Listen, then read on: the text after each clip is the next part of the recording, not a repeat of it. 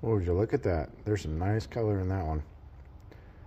So today we're going to be talking a little bit about this particular piece here. It is a rough Wellow Opal from Ethiopia.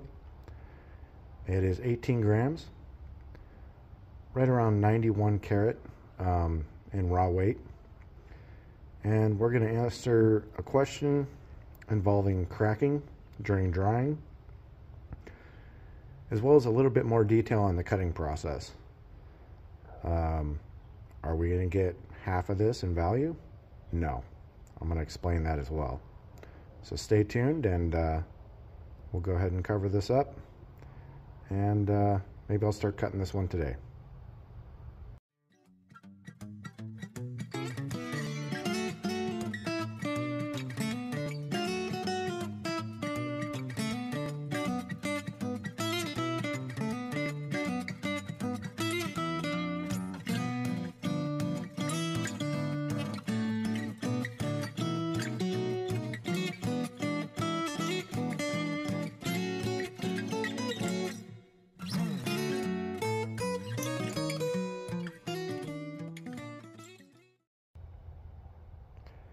So some weeks ago, I actually had a really good question from a fellow opal cutter. He gave me permission to kind of mention his name in this video. It's been a little while. I've been actually recovering from an injury. That's for another conversation. But Matt Cortez 9156 has been having trouble cutting opal. And what he detailed to me was, hey man, I'm cutting a lot of bigger pieces, but what's happening is I'm cutting them wet, and as they dry out, they're crazing out. That's another word for cracking apart.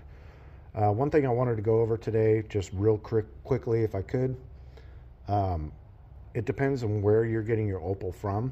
So Australian opal is a little bit easier to work with when using water as a lubricant.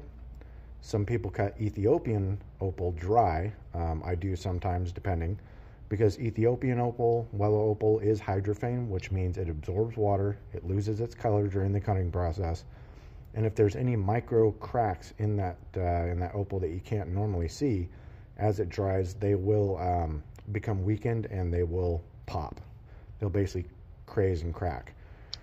So you can cut a really nice cabochon out of one, and sometimes the problem is just lying underneath, and by the time you check your opal in a week or so, it's pretty heartbreaking sometimes, especially if it worked a long time to get it to a calibrated shape. This piece here is Wellow Ethiopian. It's a fairly large specimen piece. I am going to cut this. It has very good color in it, but I can already see some problem areas deep down inside. Looking through the clearest part of the stone here, you can see some cloud in there. That cloud is usually the mud mixture that's penetrating through the potch of the opal. It does have potential, like I said.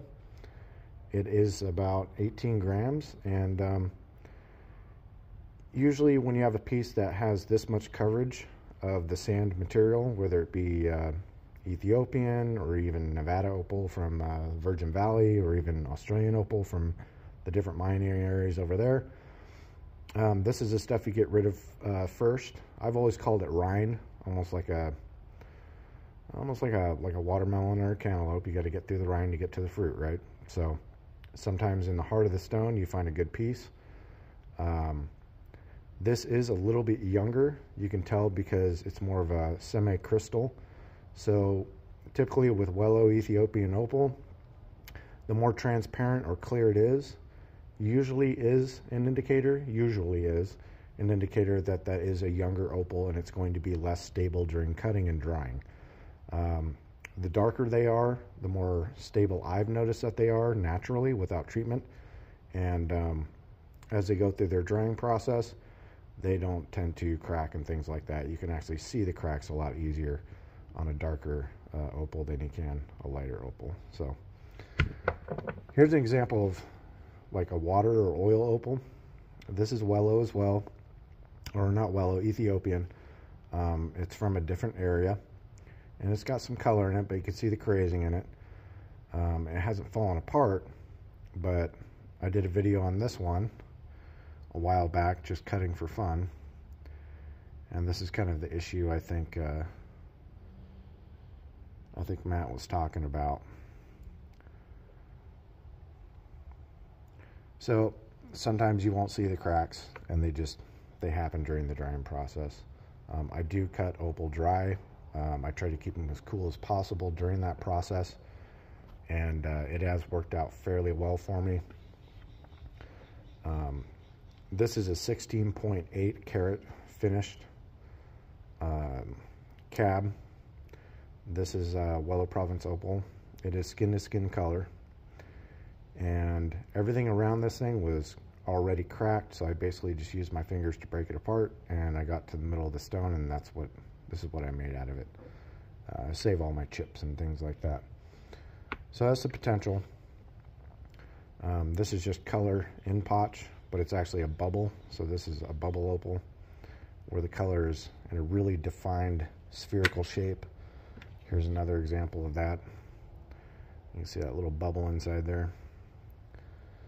But basically, to try and answer that question as best as I can, is it depends on where you're getting your opal from, how much mud it has on it, and as you cut it, if you do see any cracks, just pull them apart.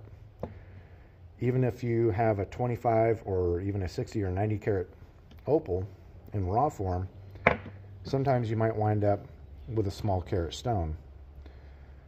This one is 0.75 carat, but it has great color. The camera doesn't pick all of it up. It's a beautiful stone.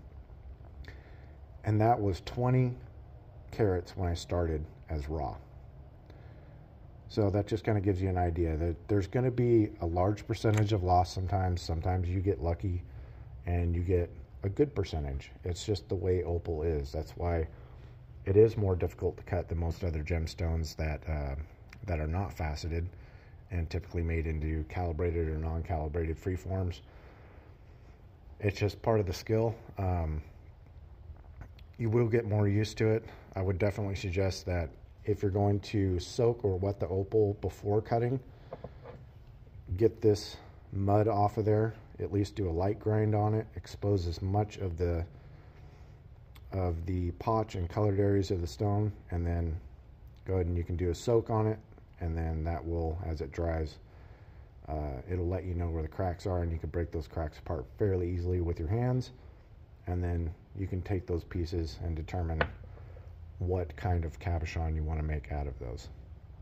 I'm trying to keep this video short, just going to show off a couple things today because I do need to get back to cutting, but I hope that does answer your question a little bit, Matt. Get back to me if you have any questions. Anybody, if you have questions about cutting opal, I'm definitely not a professional at this. I am self-taught.